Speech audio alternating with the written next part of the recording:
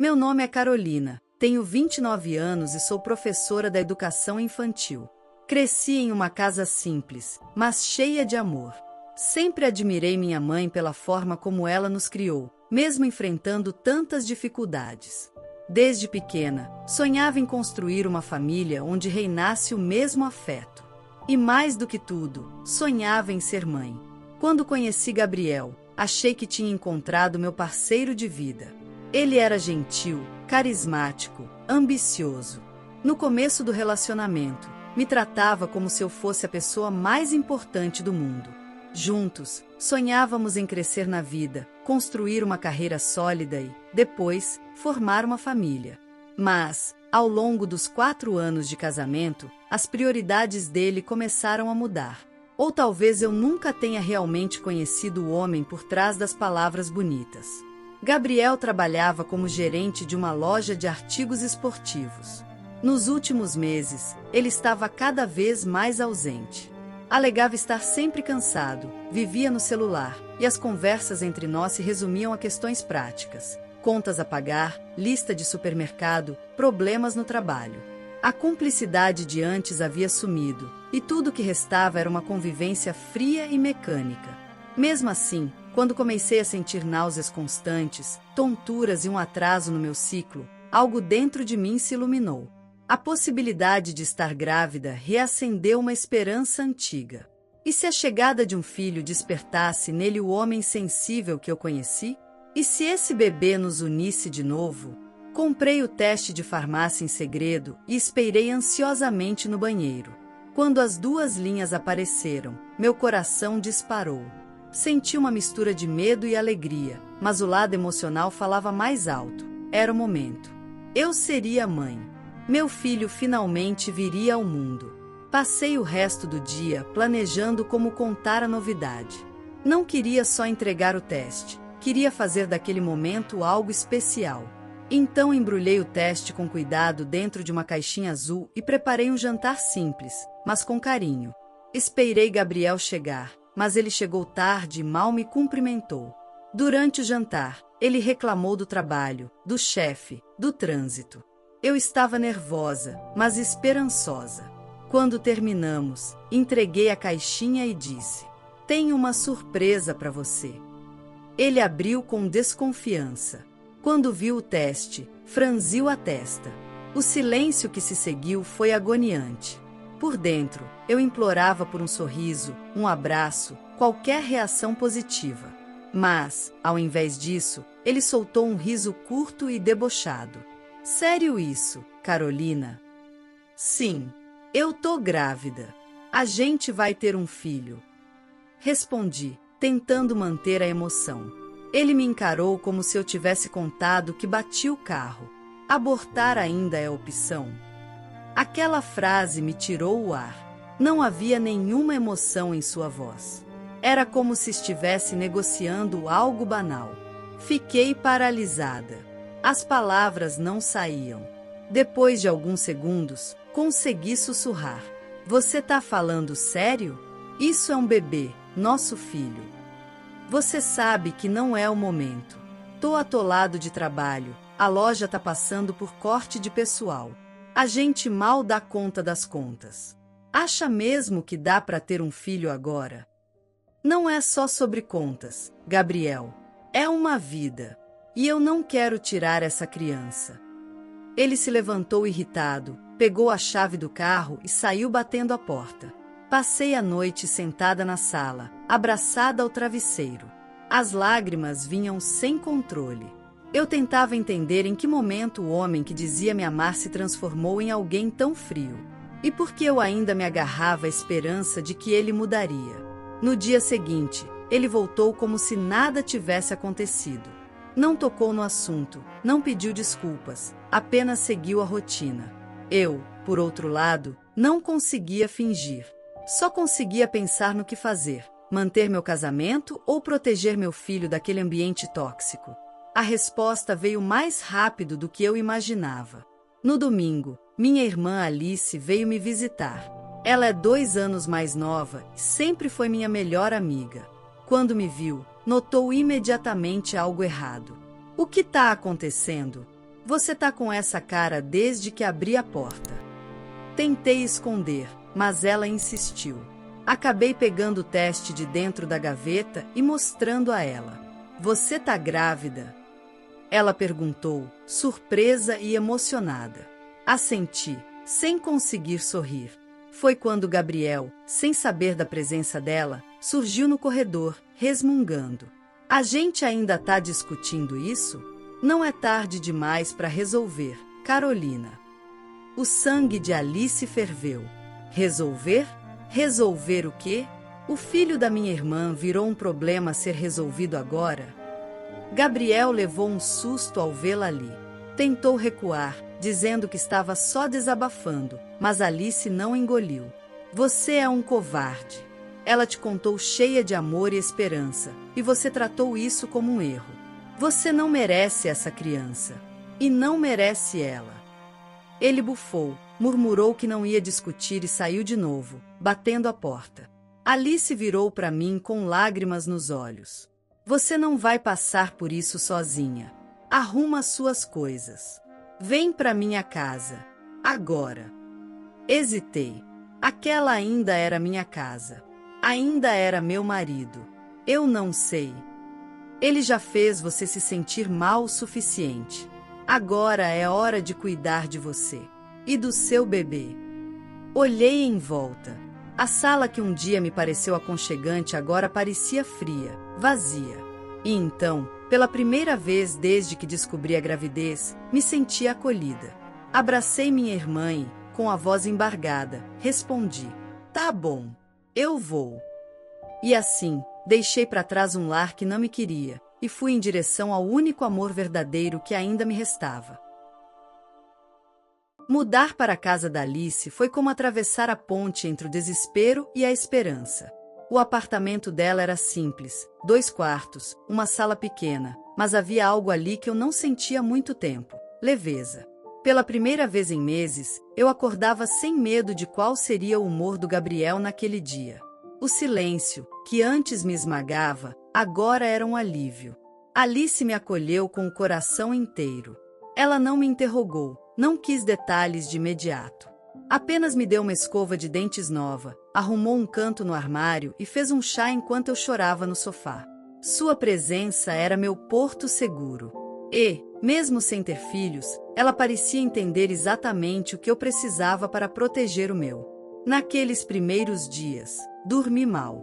A imagem do teste positivo em cima da pia e a frase cortante do Gabriel: abortar ainda é opção? Me perseguia a cada piscar de olhos. Era como se o desprezo dele tivesse se fixado dentro de mim. Me pegava passando a mão na barriga instintivamente, como se quisesse pedir desculpa ao bebê por tê-lo concebido com alguém como ele. Mas Alice não me deixava afundar. Ela me levou nas consultas de pré-natal, fazia questão de perguntar tudo aos médicos, e voltava para casa com listas de nomes de bebê e receitas saudáveis que encontrava na internet. Às vezes, quando achava que eu estava dormindo, entrava no quarto e conversava baixinho com minha barriga. Aquilo me desmontava. O mundo aqui fora tá meio bagunçado, mas você é amado, viu?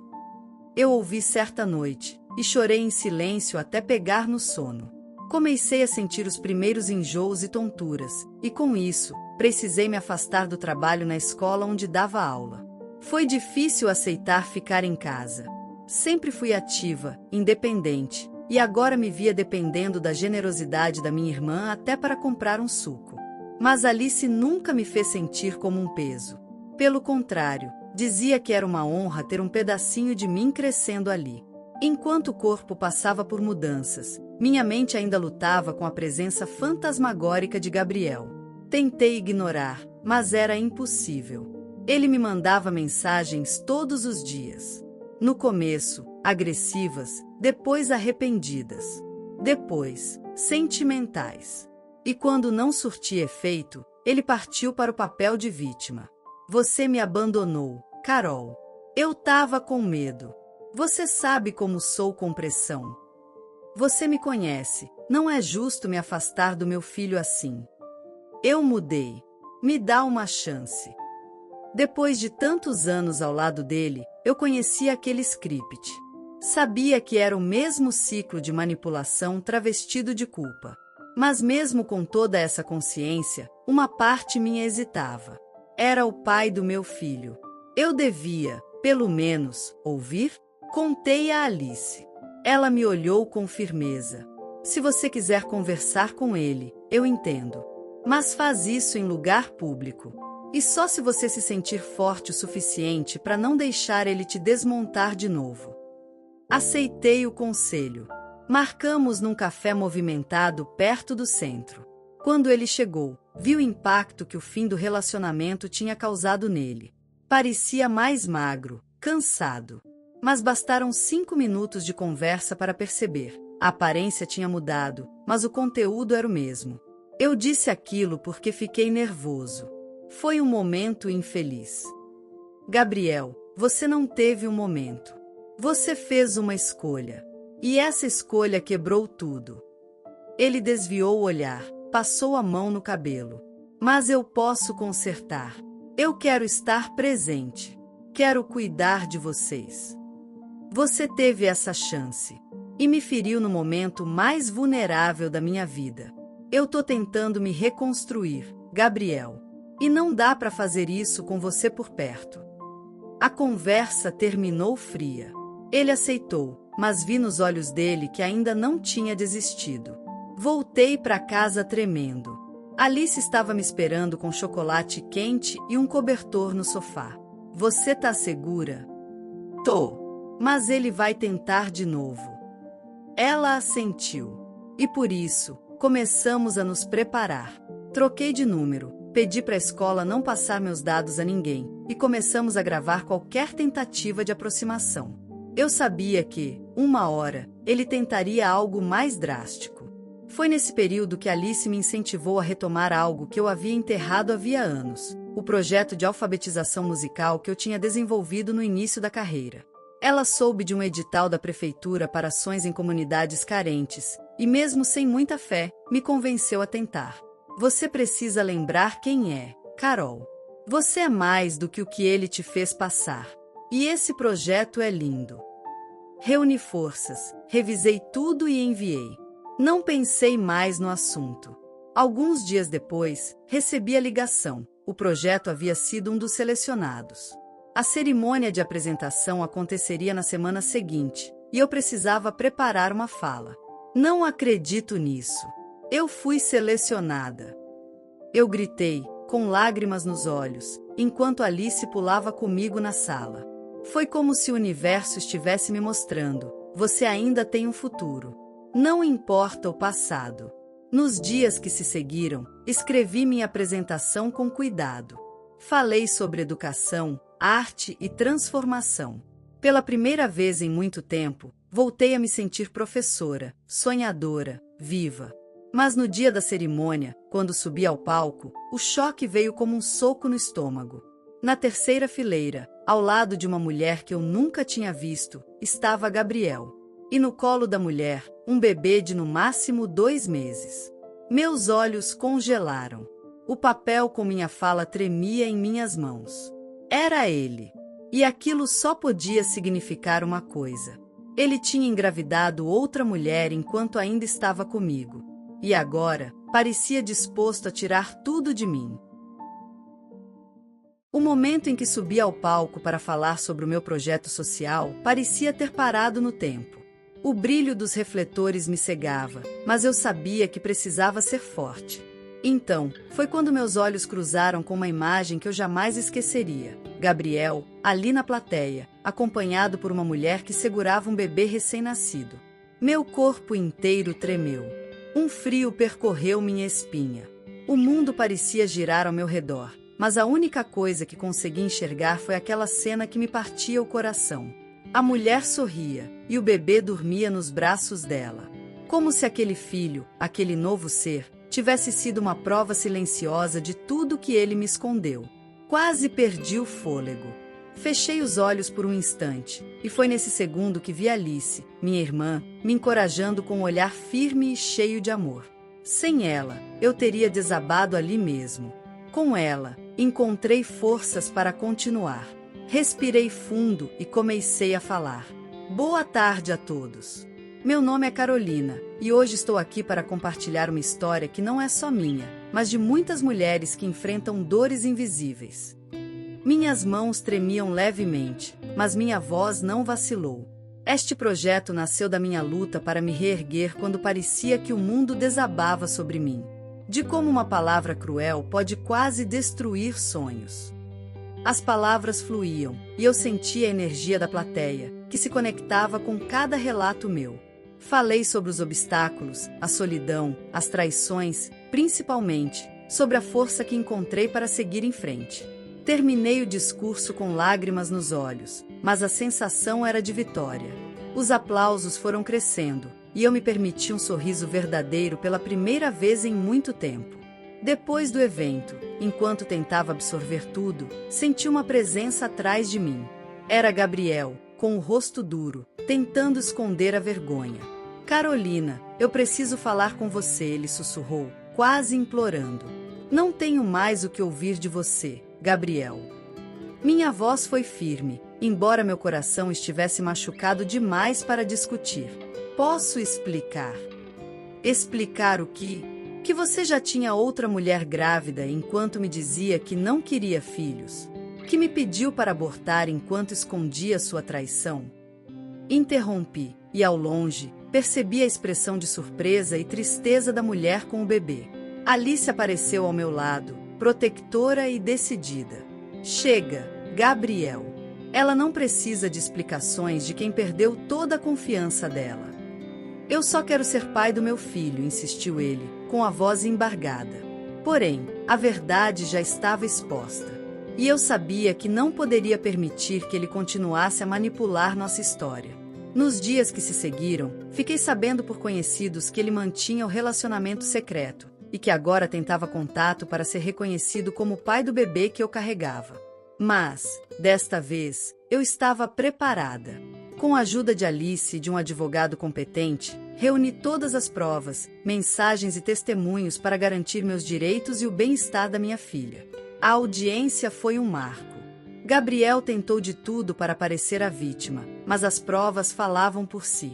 O juiz, justo, determinou que qualquer contato futuro dele seria supervisionado, protegendo a criança e a mim. Quando minha filha nasceu, senti um amor que superou todas as dores.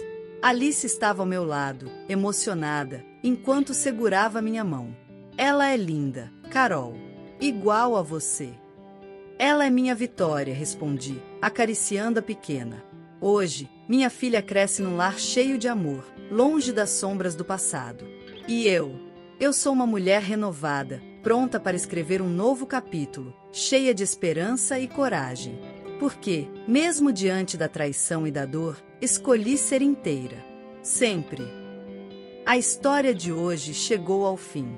E se você quiser mudar a sua história através de deliciosos brigadeiros gourmets, os tornando sua fonte de renda extra, ou até mesmo principal, adquira agora seu livro digital, que chegará no seu e-mail com mais de 80 receitas de brigadeiros por um preço ridiculamente barato. Você ainda ganha bônus sensacionais como planilha mágica de precificação, receitas bônus de outros doces e muito mais. E se não quiser fazer renda com seus brigadeiros, você pode simplesmente deixar seus amigos e familiares apaixonados por essas gostosuras. Clica no link da descrição ou do primeiro comentário desse vídeo e reserve agora seu livro digital. E não se esqueça de comentar qual lição você tirou dessa história. Também deixe um like no vídeo e se inscreva para não perder os próximos vídeos. Tchauzinho!